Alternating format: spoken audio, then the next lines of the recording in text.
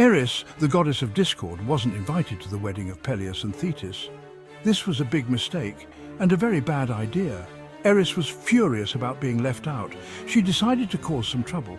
Eris threw a golden apple into the wedding feast. On the apple were the words, "For the fairest." Hera, Athena and Aphrodite each claimed the apple as their own. They started arguing over who was the most beautiful.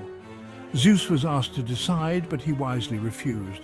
He didn't want to upset any of the goddesses. Instead, he sent them to a young prince of Troy named Paris. Paris was known for his fairness and good judgment. He was also quite charming to women. This made him the perfect choice for Zeus. The goddesses appeared before Paris on Mount Ida. Each goddess promised him a gift if he would choose her as the fairest. Hera, the queen of the gods, offered Paris power and rule over all of Asia.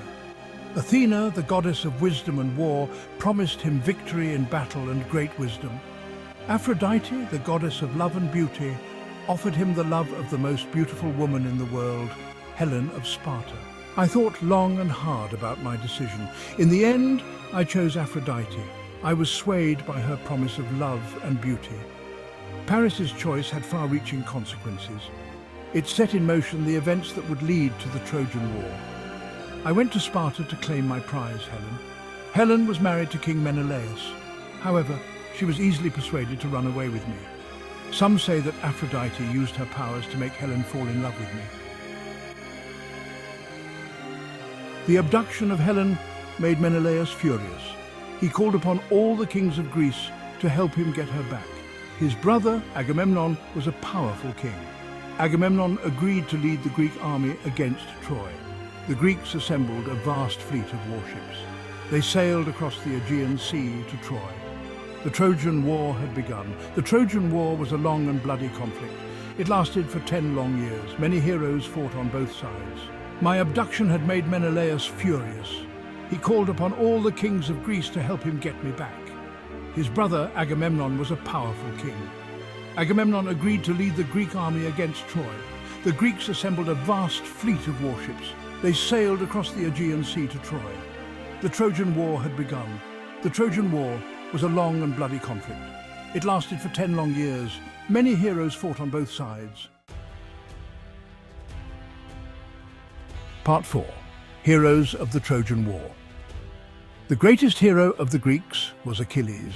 They say I was invincible, but I did have one weak spot, my heel. The Trojans were led by King Priam and his son Hector. I was a brave and noble warrior, the greatest hero of Troy. The battle raged for many years. Neither side could gain a decisive advantage. The Greeks could not break down the walls of Troy, and the Trojans, well, they couldn't drive the Greeks back into the sea. Part 5. The Fall of Troy. Finally, the Greeks came up with a plan to capture Troy. We built a giant wooden horse and left it outside the gates of Troy. Then the Greek fleet pretended to sail away. The Trojans believed that we had given up and gone home. They brought the horse inside their city walls. Hidden inside the horse were Greek soldiers. That night, the soldiers quietly came out of the horse. They opened the gates of Troy, and the Greek army stormed into the city. The Greeks looted the city of Troy.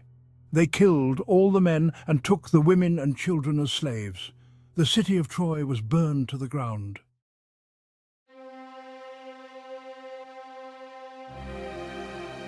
Part 6. The Trojan War. The Trojan War is one of the most famous stories in Greek mythology.